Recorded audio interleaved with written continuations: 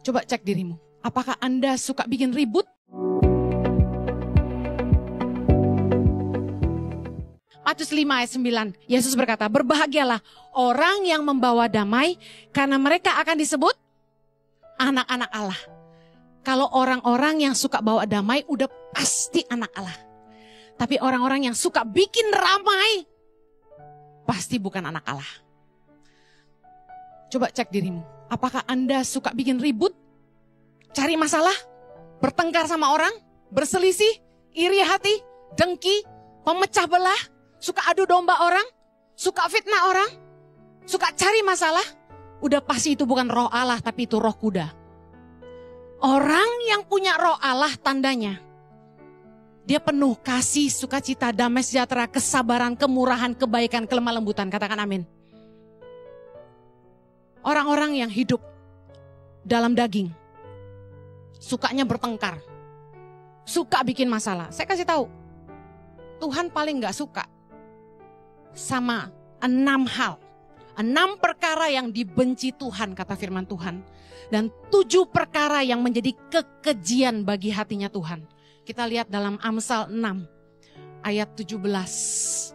Mata sombong, lidah dusta, tangan yang menumpahkan darah orang yang tidak bersalah, hati yang membuat rencana-rencana yang jahat, kaki yang segera lari menuju kejahatan, seorang saksi dusta yang menyembur-nyemburkan kebohongan dan yang menimbulkan pertengkaran saudara.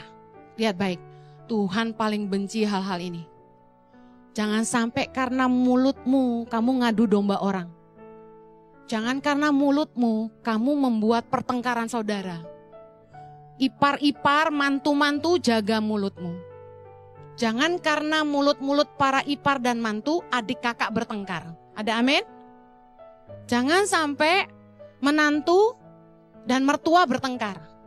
Wah, saya diadu domba sama mertua saya sama orang berapa kali.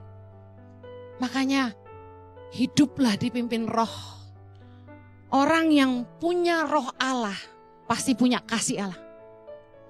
Jangan sampai selalu cari gara-gara. Gini, orang mau cari gara-gara sama kita. Kalau kitanya ndak peduli sama dia, ndak lawan dia, ndak akan ribut. Anda percaya? Tapi Bu Heni, kalau dia benar-benar cari gara-gara gimana? Saya udah dicariin gara-gara berapa banyak sama orang. Ada yang nantang saya di YouTube. Saya tantang Ibu Heni, jawab saya gitu. Responi saya. Saya ketawa. Ngapain gue ngelawan orang kayak gitu? Cuma nebeng tenar doang pasang foto saya di YouTube-nya. Nggak usah. Kita nggak usah ribut sama orang. Saya tiap kali dicari gara-gara sama orang, saya nggak reken. Ngerti nggak reken? Orang tuh capek kalau mau ribut sama saya, nggak bakal saya ladenin. Gue ampunin, gue ajak makan.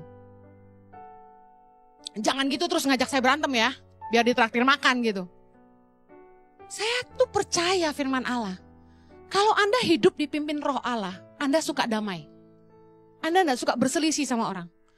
Saya kalau udah lihat orang ngegas-ngegas mau cari gara-gara sama saya biarin aja, saya cuekin aja. Saya jalan aja. Paling males berantem sama orang. Makanya kita jarang berantem. Saya sama suami saya, kalau suami saya udah ngegas, saya diemin. Kalau kita itu ngerespon dengan marah, pasti bertengkar sama siapa aja. Suami saya udah pernah cerita kan, ada anak hamba Tuhan mau pergi pelayanan, nyerempet mobil orang, kena spionnya. Bukannya minta maaf, malah dia cari gara-gara. Yang ada malah ditabrak sama orang.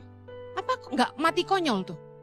Jangan karena emosi kita suka berantem sama orang sok jagoan. Saya paling nggak suka lihat orang sok jagoan. Gak usah, kita anak Tuhan ngalah aja. Ngalah untuk kebaikan, untuk keselamatan. Jangan sampai kita sok gara-gara di jalan kita dipukul orang loh. Jangan nyalain Tuhan. Lah sendirinya gak bisa menguasai diri. Salah satu buah roh penguasaan diri. Biar orang maki-maki kamu di muka kamu, kalau kamu sabar dan menguasai diri, orang itu gak bisa apa-apain kamu. Amin. Wibawamu yang akan membuat kamu tenang. Gak usah lawan orang jahat.